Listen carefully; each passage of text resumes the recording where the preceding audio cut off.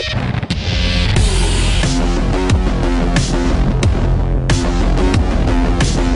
everybody, and welcome back to another episode of What's in the Box. Today we are taking a look at a couple of Sega Genesis RPGs, Phantasy Star 2 and 3.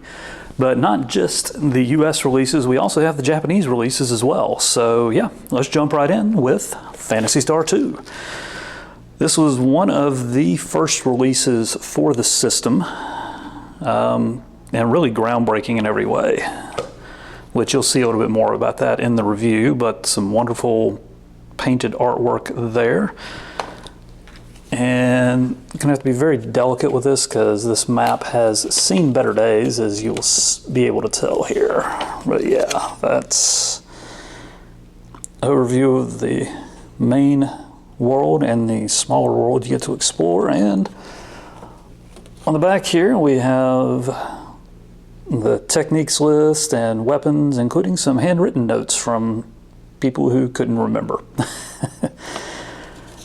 And let me get this folded up here, and we will jump into the manual, which has the same wonderful looking cover art.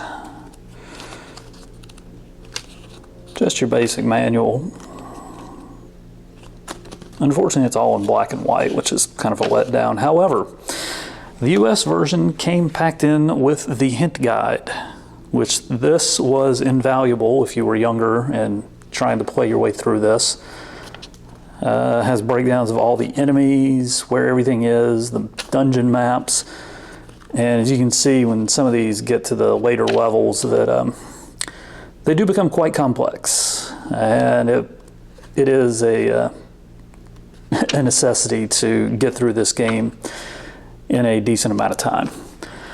Now let's take a look at the Japanese version, which still has some painted art, but completely different than the US release. A little more risque there.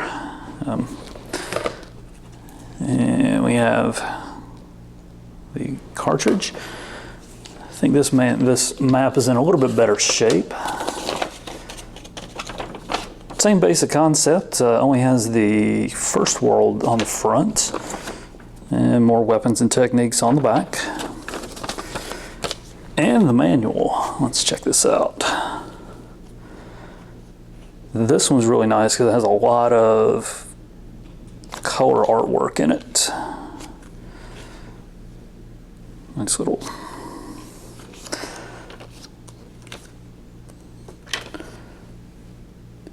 knee gleefully cutting a locust in half.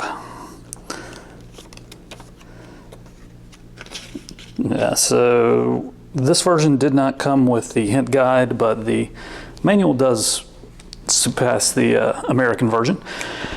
So let's move on to Phantasy Star 3, Generations of Doom. Nice little painted cover there. And we got the cartridge with a cropped version of the artwork. This one also had a map packed in with it. And let's see, not sure. Man, this map looks like it's okay, except it's torn in the middle. You can still get a good view of it, and nothing on the back, unlike its predecessor.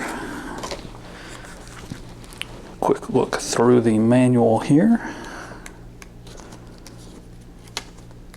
Just some basic stuff.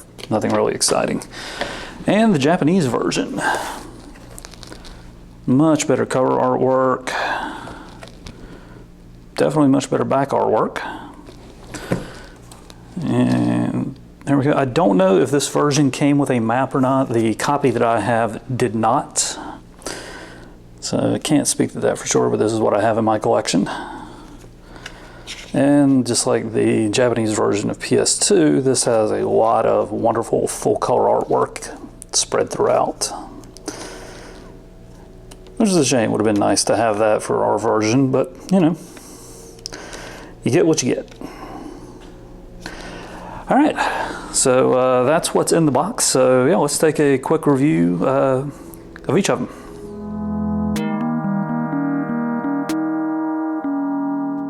Released in 1989, this sci-fi inspired RPG is one of the finest and most difficult examples of the genre in the 16-bit era. Picking up 1,000 years after the original, you play as Rolf, who has been tasked with investigating the increase in biomonster attacks upon the planet. His journey will lead him to find new allies like the fierce warrior Nee and the hunter Rudo, as well as taking him to far-off planets and plenty of dungeons and facilities to explore. The gameplay is pretty standard amongst JRPGs from the era, with towns to explore, mysteries to be solved, and new equipment to save up for. The battles are turn-based and provides you with a chance at the start of each round to plan your strategy, using both attacks and techniques to help you leave the conflict victorious. The dungeons are viewed from the top-down perspective, a major and much welcome departure from the first-person style dungeons of the original. Even though it's easier to tell where you are, these are some of the most difficult levels to navigate in any JRPG from the era. Some of the end-game dungeons have 6 to 8 floors with dozens of stairways connecting them, and they're filled with powerful monsters that can wreck your party at a moment's notice. While this game holds a certain nostalgia for those of us who grew up playing it, it really hasn't held up well over the decades. The story and in-game dialogue is bare bones, and that's being generous. The combat, while having a bit of variety thanks to the numerous enemy types and combat options with a few dozen techniques, is extremely grindy. For the average player to see the ending, it will require many hours of walking back and forth, fighting the same enemy over and over and over again to get to the proper level and bank account required to progress. If you grew up playing this, it's worthwhile to check it out again, even if it's just for a dungeon or two so you can hear the excellent Genesis soundtrack. It's also worth checking out for younger gamers if they want to see just how difficult and unforgiving the 16-bit era JRPGs were.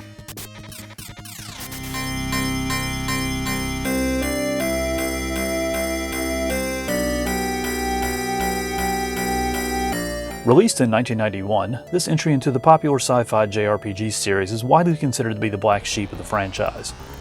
Gone, for the most part, are the hardcore futuristic society style, and in its place is an interesting hybrid between science fiction and medieval. Also gone is the extreme difficulty found in the first 2 entries into the series, making this by far the most accessible game in the series. The story starts out basic, with your wife being kidnapped on your wedding day, which starts you on a quest to rescue her. Things quickly escalate as you leave your home planet in order to face off against all manner of creature in an attempt to not only rescue her, but to eventually save your home from destruction. There are a lot of JRPG standbys here. Constant random turn-based battles, a fair amount of grinding, and a wide assortment of towns filled with gear to buy. The dungeons are from the top-down perspective again, but they are much simpler than the previous entry. Combat is also a lot more forgiving this time around, especially once you get a full party. The most unique and sadly underutilized aspect of the game is that it's split up into 3 parts. At the end of the first section, you'll have a choice on who to marry, which determines who your main character for the next part is. And you get the same choice at the end of the second part, which leads to a total of 7 different storylines to play through, along with 4 different endings. It does add a nice twist to the standard gameplay, taking you to different planets with different tasks to accomplish. The problem though is that the individual segments just aren't long enough.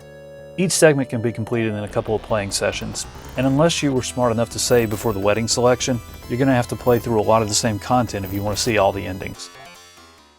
I'm most definitely in the minority opinion on this game, as I do really enjoy it. It does just enough right and the difficulty isn't too extreme, which makes it a worthwhile play. If you're a fan of 16-bit JRPGs and haven't given this one a go, it's worth a playthrough. Just don't expect anything groundbreaking. Alright, so that is Phantasy Star 2 and 3. I appreciate y'all watching, so if you want to see more, please like and subscribe, and we'll see you on the next video.